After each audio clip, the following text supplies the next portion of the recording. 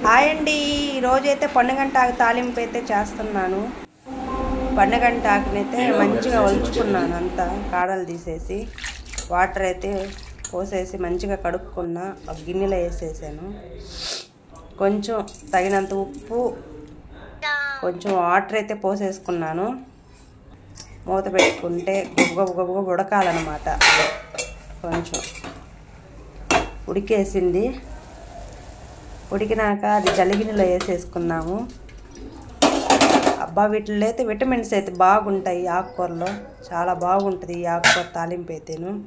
ఇదైతే బాగా పిండేసుకున్నాము. పిండేసుకున్నాక దీన్ని వచ్చేసి కొంచెం ఎండుమిరపకాయలు, తినే శనగపప్పు, తెల్లగడ్డలు, కొంచెం ఉప్పు మిక్సీకి పట్టేసుకుందాము. మిక్సీకి అయితే పట్టేసేసాను. ఇప్పుడు వచ్చేసి కొంచెం ఆయిల్,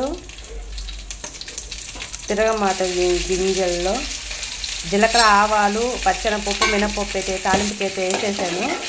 అవి కొంచెం బాగా ఫ్రై అవ్వాలా. అయినాక కొంచెం ఉల్లిపాయలు అయితే వేసేసాను.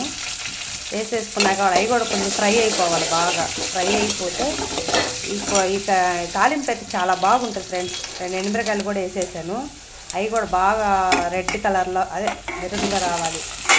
తాలింపు అయితే ఆకుకూర దాంట్లో వేసేసాను. వచ్చేసి అదైతే ఫ్రై అయిపోయింది.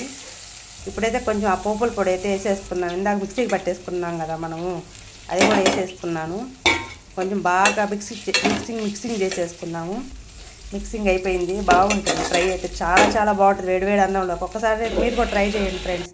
అయిపోయింది ఆకుకూర తాలింపు. చాలా అయితే టేస్టీగా ఉంటుంది ఈ ఆకుకూర తాలింపు.